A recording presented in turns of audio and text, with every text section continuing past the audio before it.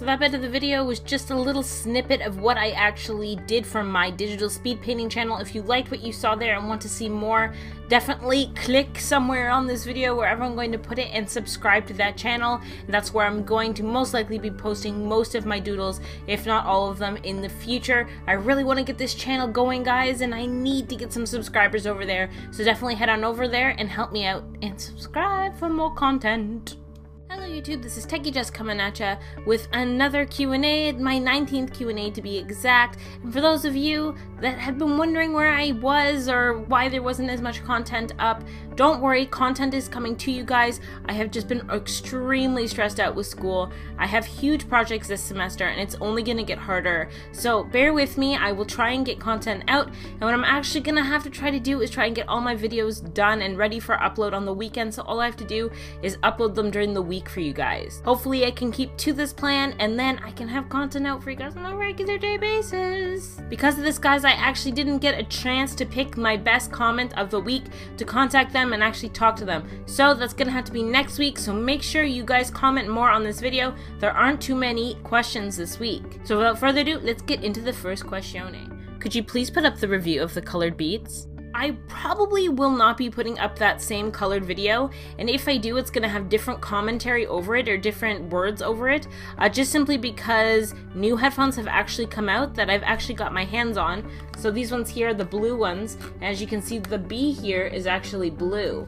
The other ones that I had before had a red B logo. So the new ones are actually supposed to be more authentic looking, so I'm probably going to do a review on those. I haven't really decided if I'm going to do both, put both of them out, but maybe I will, just to show you guys that there is a difference, and maybe you guys like the other ones better anyway. How many Macs do you have? And are you getting the iPhone 5 and or iPad 3? For me personally, how many Macs do I have? Real Macs, I only have one. Two. I have two.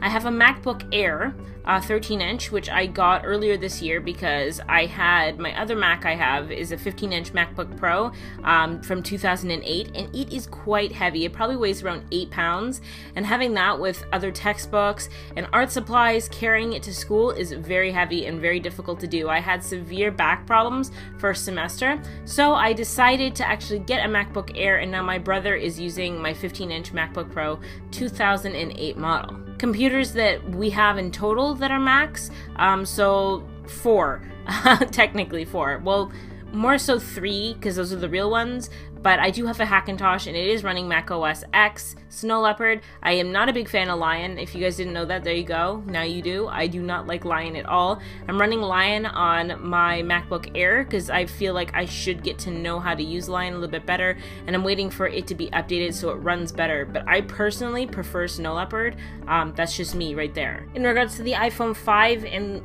or the iPad 3, I really don't know. It depends on where I am financially and if I can afford it. As of right now, there's no way I could afford getting an iPad 3. I don't really need an iPad at this moment in time. I have my MacBook Air, so I don't really need one. Do I want one? Of course I want one. I'm an Apple fanatic. I want everything Apple.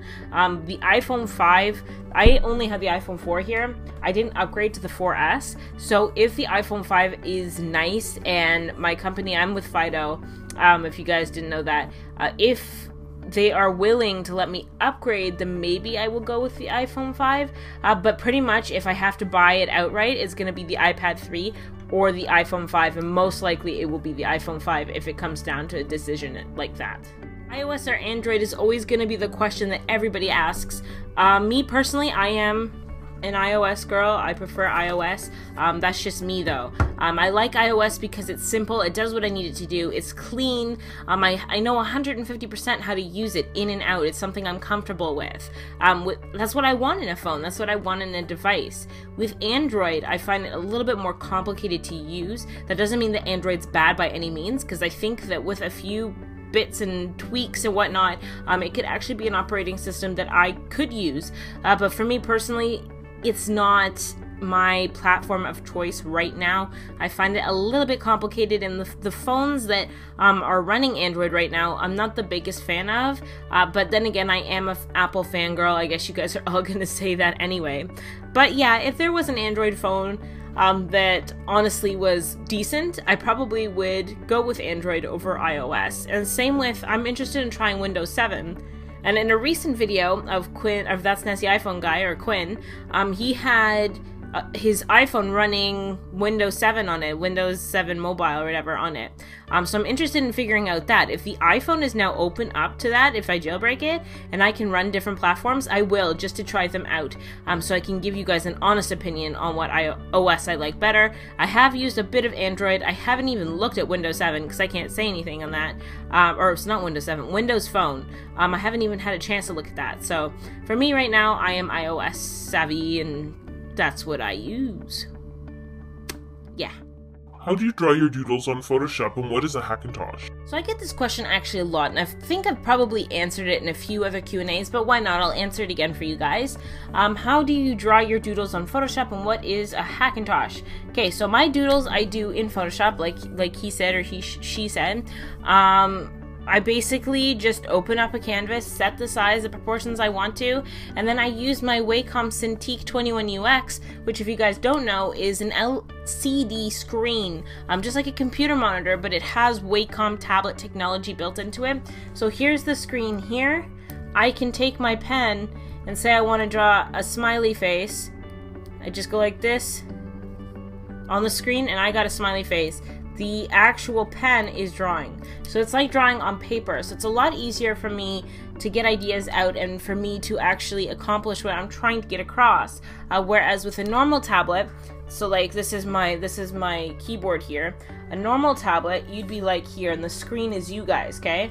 And you'd be drawing on it like this and looking up at the screen and checking back, and you basically have to create this thing, a connection between your brain and your hand that you have to teach yourself to do.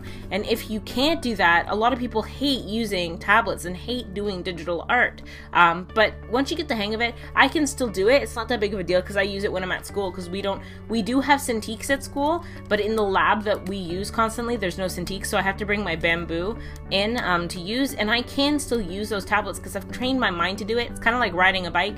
Once you do it, you got it for life. But with the Cintiq, what it does is it cuts my time in half because I don't need to draw something on paper, transfer it in, and then line it very carefully on a tablet, like a normal tablet. Simply because that connection is not there, you don't have the capability to get as smooth lines as you do. Well, you do, it's just harder than you do with a Cintiq. And what is a Hackintosh? I talked about it a little bit earlier. A Hackintosh is a built PC, so going to like Tiger Direct or something like that and building yourself a custom computer or personal computer with all your parts you need, and then iBooting it. So running a certain program that you get from Tony something. I can't remember exactly what it's called. It's a blog. And you run it on there and you go through all these processes to make iOS run on your Mac. Or, well, it's not a Mac exactly, on your PC. So then rather than running Windows or Linux, you can actually run Mac OS on a computer that you build out of normal PC parts. And now my computer is actually running very well. I'm talking to you on it right now. I do most of my editing on it. My Cintiq is hooked up to it. I've had very minimal issues with it, knock on wood, right now. But I love it to death. It is a great computer. It gets what I need to do done. I'm running a quad-core system that would regularly, if I got a real Mac, would have cost me well over $3,000. So I'm happy with it. It works well. It's not something that the average Joe can do.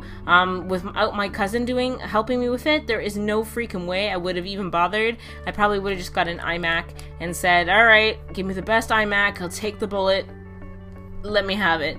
And that would have been it. But instead I saved quite a bit of money and made my own computer, and it seems to be running quite nicely. And the great thing about Hackintoshes as well is if something's not working, you can just swap out parts, and you can upgrade your parts too. If you get a motherboard that is capable of running higher chips or higher CPUs later on, you can actually upgrade your computer rather than just staying at the standard of what an iMac gives you.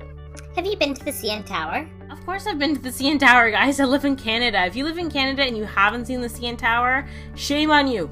Shame! Go see the CN Tower. It's close enough to us that you may as well. Well, I guess people that live out in Alberta and BC and whatnot, it would be kind of difficult, but take a trip, come down here, and, or up here, wherever. I'm not really good at geography, and see the CN Tower. It is one of the tallest buildings in the world, and the glass floor is pretty spectacular, so definitely check it out if you have not. So that about sums up my 19th Q&A, guys. Sorry it was so short. I honestly didn't get enough of your questions this week to actually make a full Q&A. I have been having issues getting videos out to you guys, so hopefully the next week's Q&A will be a lot better.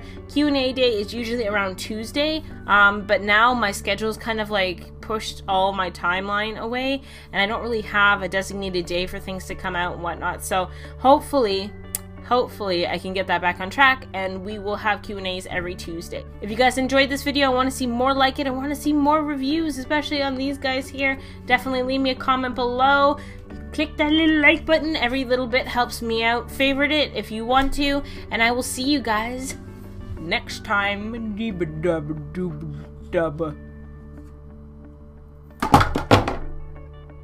Toodles!